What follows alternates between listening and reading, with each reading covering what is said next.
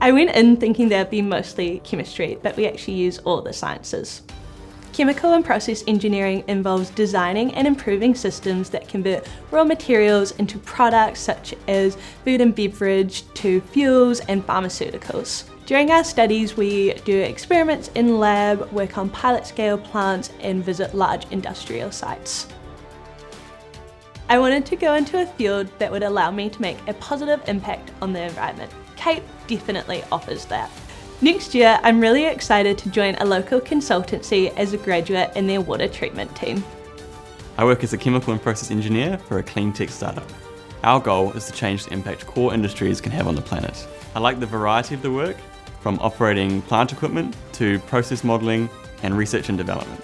CAPE graduates have practical and analytical skills and work in lots of different industries like energy, dairy and aerospace. CAPE is a great choice if you like applying science in practical ways and want to be a part of industries that help shape our future.